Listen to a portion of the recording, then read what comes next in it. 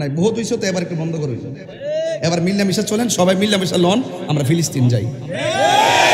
কতক্ষণ ঠিক না বেঠি? এটা পরিষ্কার কথা। আসেন, বসেন, কথা বলেন, আসেন। আমরা কি ধারণ করি বুঝা জানি। বইয়ের বাংলার জমিন তিন বেলা খাইয়া খেয়া খালি ফেসবুকে লিখলে চলতো না, ডাইরেক্ট চলে আমরা যাই। আমরা প্রস্তাব করে আমরা পাঠাই দেন, শুধুমাত্র বেশি আমরা ট্রেনিং লাগতো না, ডাইরেক্ট সমান করে বললাম। কতক্ষণ ঠিক না? আয়েন মুসলমানদের অবস্থা বলেন। আমরা ঠেলাঠেলির কারণে কিন্তু এই সুযোগটা হয়েছে। আজকে ইহুদির পিছনে ইহুদিকে সহযোগিতা করছে, কাফের পাশে কাফের দাঁড়াই গেছে, আর আমরা মুসলমানের পক্ষে দাঁড়াইতে পারতেছি না। এর চাইতে বড় লজ্জাকর কিছু হতে পারে না, ঠিক কিনা বলেন? মানববন্ধন করলে হবে না, পরিষ্কার কথা। মুসলমানদের পক্ষে আছি না নাই বলেন? ছোট্ট ছেলে মেয়ে একটা বলছিল, তোর আমাকে বুলেট চালা, বুলেট নিব কিন্তু বিচার দিব আল্লাহর কাছে। আর একটা বাচ্চা বলছিল, 5 ওয়াক্ত নামাজ কেন? সবাই 5 ওয়াক্ত পড়ে, আমরা তো প্রতিদিনই 6 ওয়াক্ত পড়ি। কারণ প্রতিদিন প্রতি ওয়াক্তের নামাজ আমাদের জানাজা দিয়ে শেষ হচ্ছে। কথা কোন ঠিক না বেঠে? তো সেখানে আমাদেরকে মৃত্যুর ভয় দেখে লাভ নেই। ইসরায়েলের গুন্ডা বাহিনীরা, বাদামিমার বাচ্চারা ফিলিস্তিনের মধ্যে আইসা মাপ চাইয়া বাপ ডাইকা জায়গা নিয়া এখন বলতেছে ফিলিস্তিনরা অবৈধ, তারা বলে বৈধ। এটা কি মেনে নেওয়া যায়?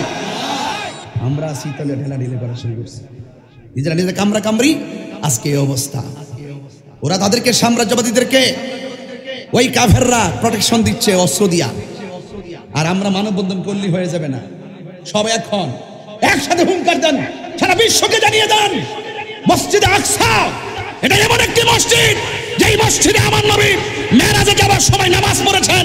এই মসজিদ সেই মসজিদ, যেই মসজিদের পাথরগুলো একদম সমুদ্রের তলদেশ থেকে জিনদের মাধ্যমে উঠানো হয়েছে।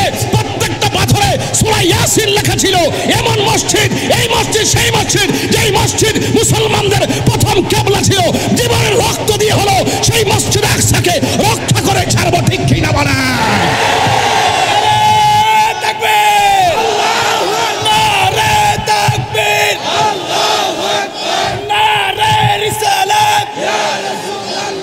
মুসলিমদের শত্রুরা বাইতুল আকসা।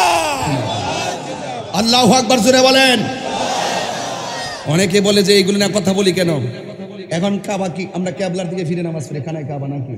এই মুহূর্তে কেউ যদি কাবা গড়ায় আগুন ধরাতে আসে, আপনি কি করবেন? এই প্রজন্ম তো খানায় কাবা চিনে, ইতিহাস জানে না, এই জন্য এটার গুরুত্ব অনেকের কাছে নাই।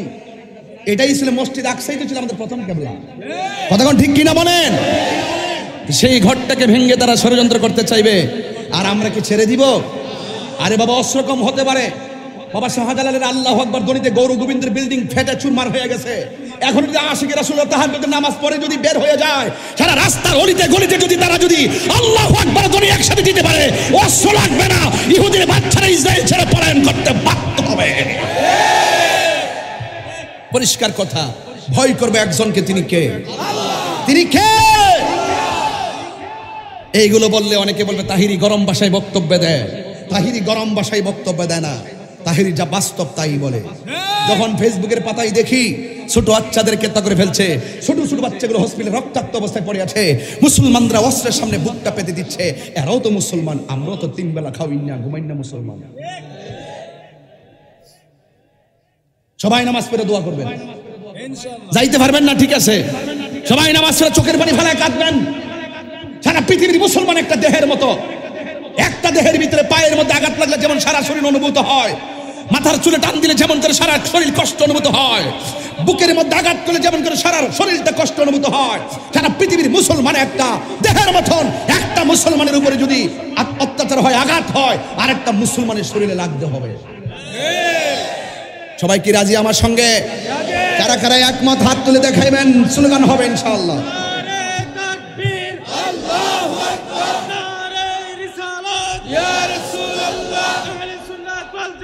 জিন্দাবাদ জিন্দাবাদ, মুফতি গিয়াসউদ্দিন আত-তাহিরি সাহেব জিন্দাবাদ জিন্দাবাদ।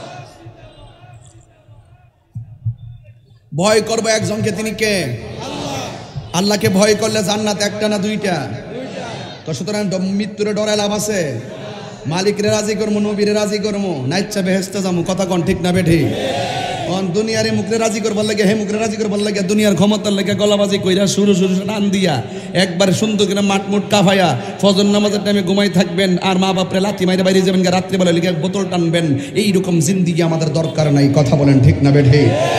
ভয় করবো একজনকে, তাকে ভয় করলে আখিরাত আলোকিত হবে। আদর্শ লালন করবো, লাকাদ কানা লাকুম ফি রাসূলিল্লাহি উসওয়াতুন হাসানা।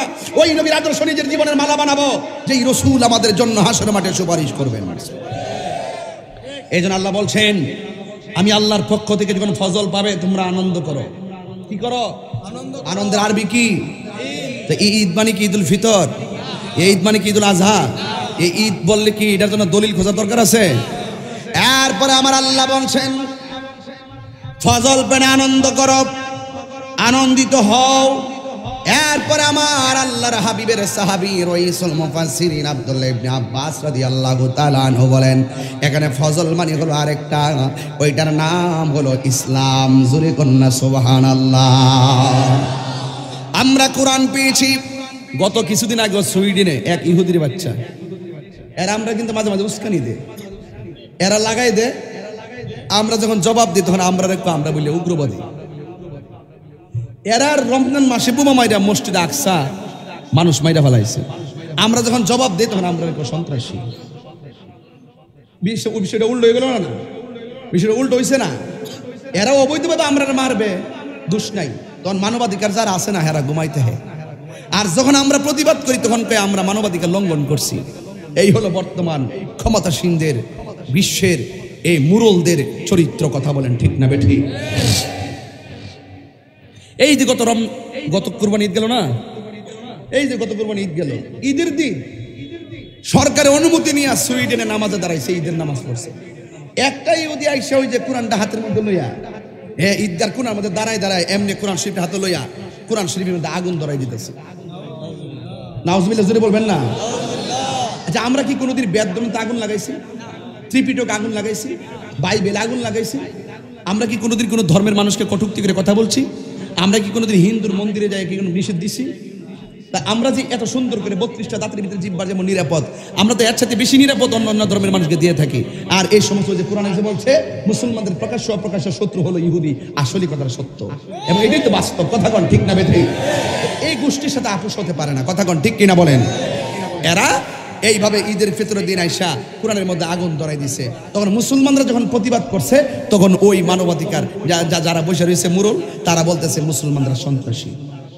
তুই আগুন ধরাইলে কি লেগে? আর তোমরা আগুন ধরাইলে কি? তুই আগুন ধরাইলে কি কোরআন কিতে শেষ হয়ে যাবো গা? সারা পৃথিবীর কোরআন আগুন দেয় পুইরে ফেলে কি কোরআন শেষ হয়ে যাবো গা? কোরআন হেফাজতের জিম্মাদারের ঠিকাদারি কি তা পলাশরে দিছে, চকবাজারে দিছে, নীলক্ষেত্রে দিছে? কোরআন হেফাজতের মালিক কেডা? আর জোরগানা কেডা? তো এই জন্য আমরা মুসলমানদের শ্রেষ্ঠ জাতি, আমরা যে ধর্মগ্রন্থটা লালন করি সেটার জিম্মাদারিত্ব কার হাতে?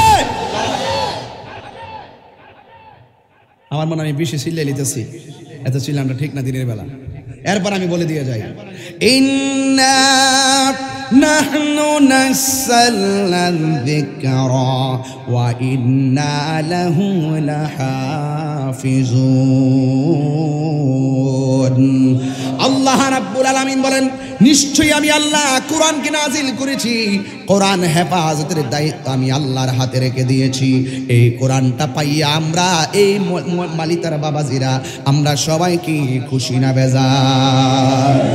লাউ আনজালনা হাযাল কুরআন আলা জাবালিন লারাআইতাহু খাশিআম মুতাসাদ্দিআম মিন খাশিয়াতিল্লাহ ওয়া তিলকাল আমসালু নাদরিবুহা লিন-নাসি লাআল্লাহুম ইয়াতাফাক্কারুন। আল্লাহ রাব্বুল আলামিন এত পাওয়ারফুল কোরআনটাকে আমার নবীর সিনার মধ্যে দিয়েছে। আল্লাহ এমন একটা গ্রন্থ আমাদেরকে দিয়েছেন যে এই গ্রন্থের শুরুতে আল্লাহ বলেছেন এই কোরআনটা এমন একটা কোরআন যার মধ্যে কোনো যাররা পরিমাণ সন্দেহ। এই কোরআনের মধ্যে দুইটা দিক আছে। একটা দিক হলো মা আতাকুমুর রাসূলু ফাখুযুহু, আরেকটা দিক হলো ওয়া মা নাহাকুম নাহাকুম আনহু ফান্তাহু। আল্লাহর পক্ষ থেকে এই কোরআনে যা বলছে তোমরা করো তা করতে হবে। এখন আপনারা বলেন আল্লাহ আমার নবীজি কি নামাজের পক্ষে না বিপক্ষে, রোজার পক্ষে না বিপক্ষে? সব কল্যাণকর কথাগুলো আমরা সুন্দর করে পালন করব, আর যা থেকে নিষেধ করেছেন তা থেকে আমরা দূরে থাকব। এখন আপনারা মালিতার বাবাজিরা বলেন আমার নবী কি ঘুষের পক্ষে না বিপক্ষে, সুদের পক্ষে না বিপক্ষে?